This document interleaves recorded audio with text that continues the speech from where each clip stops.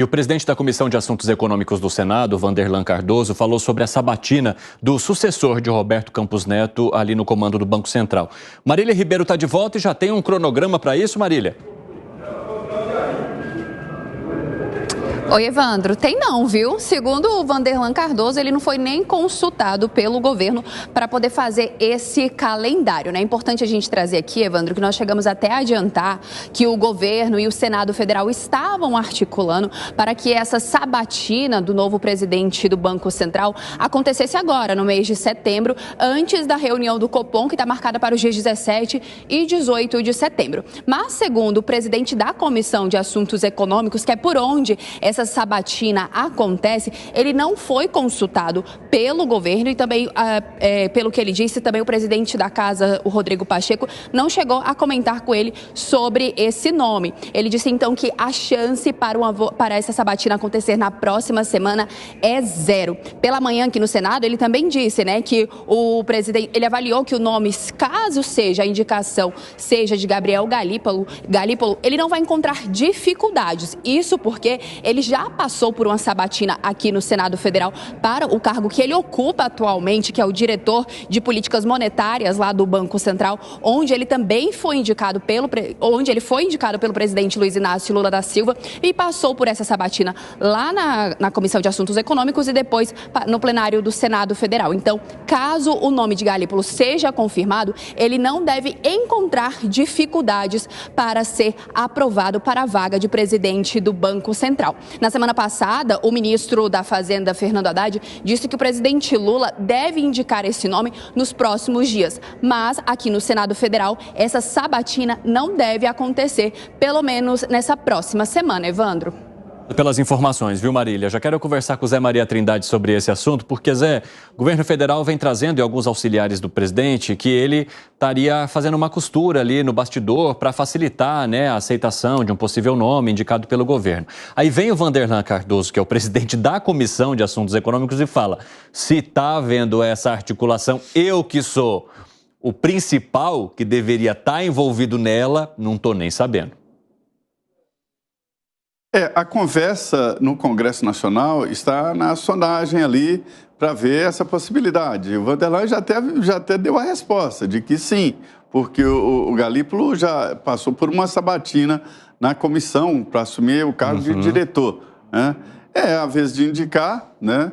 E é apenas uma cortesia, vamos dizer assim, um afago no ego, é ligar para um líder ou de partido político para sondar se não há resistências, né? Isso é normal na indicação de qualquer um, para o Supremo ou para o Banco Central, ou mesmo para as agências reguladoras, né? Precisa fazer esse trabalho. E, de novo, o governo atual está criando uma expectativa muito grande para o próximo presidente do Banco Central e armando ali uma carapuça sobre juros, sobre posicionamento do Banco Central quanto à moeda. Enfim, é uma responsabilidade que ele vai assumir de fazer melhor do que Campos Neto, que foi criticado durante todo o tempo pelos líderes do governo e pelo próprio presidente Lula, que travou ali uma espécie de guerra. Então, o novo presidente do Banco Central chega com a responsabilidade e, mais do que isso, com a obrigação de manter juros baixos e a inflação em queda, o que é ali uma mecânica muito complexa e difícil. 5h27, o pessoal da rádio vai para um rápido intervalo. Já já vocês estão de volta. Nas outras plataformas seguimos, quero te ouvir, Gani. Você sabe que o Piperno está muito triste, eu percebo ele triste nos bastidores, percebo, porque o Roberto Campos Neto vai sair e eu percebo que você está triste. Eu vou honrar aqui uma aposta que eu fiz, acho que nem o Piperno lembra disso. Eu disse que provavelmente o futuro presidente do Banco Central seria André Lara Rezende, e ele disse que seria o Galípolo. Piperno, uma pizza, se for de fato o Galípolo. Trarei a pizza aqui. E o Gani é assim. Não foi decidido ainda. O Gani é assim, se ele está reconhecendo uma aposta que foi esquecida para ele pagar, é porque realmente a alma dele está muito aberta, liberal. Ele sabe que vai ganhar. Pode ser, né? Fala, continue, Gani. Agora, essa sabatina no Senado, na CAI, é uma carta marcada, né? Eu nunca vi alguém recusar um nome indicado pelo presidente da República, né? Seria um constrangimento muito grande. Então, o Gabriel Galípolo tem o aval do presidente da República e tem o aval também do atual presidente do Banco Central. A relação entre eles, aparentemente, é bastante cordial. Havia uma dúvida por parte do mercado financeiro que Gabriel Galípolo iria aceitar a todas as pressões políticas do governo. O que isso significa na prática? Com o aumento das expectativas de inflação, iria reduzir os juros, como a gente viu durante o governo Dilma. Mas ele tem dado declarações recentemente ao lado do presidente atual do Banco Central que vai numa direção oposta, dizendo que o Banco Central vai fazer o seu trabalho em combater a inflação e que, se for necessário, vai subir os juros. Tomara que ele continue com esse compromisso técnico. Caso contrário, se o Banco Central agir politicamente, cedendo a pressões e reduzindo a taxa de juros para induzir um crescimento econômico a despeito de pioras na inflação, a gente já viu este filme no passado, durante o governo Dilma. É uma tragédia. O que tem segurado em boa parte esse governo é a atuação ótima do Banco Central. Fala, Piperno. O que segura esse governo é esse governo, né? Uma série de medidas que ele toma. Não, que sério. Deixa eu te falar uma coisa. Pode falar uma coisa? Eu perguntei pro governador ontem, não deu tempo de fazer essa pergunta, porque você pegou a minha vez na pergunta. Eu pedi para ele fazer uma análise e aí não deu tempo. Eu ia fazer essa pergunta.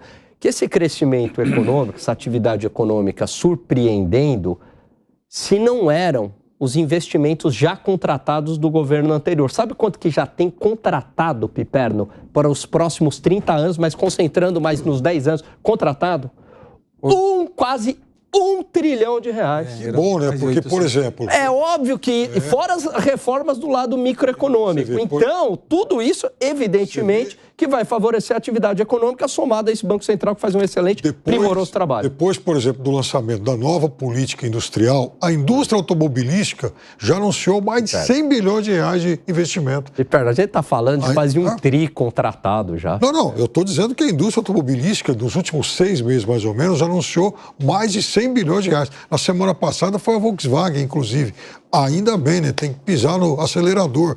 E em julho, a produção de automóveis foi a maior para o mês de julho em mais de 10 anos. Mas, de qualquer forma, eu acho que a nomeação do Galípolo é uma nomeação técnica e ele tem que agir de forma técnica. Agir tecnicamente não significa necessariamente manter a cultura dos juros altos que aprisiona o Brasil desde que Cabral chegou.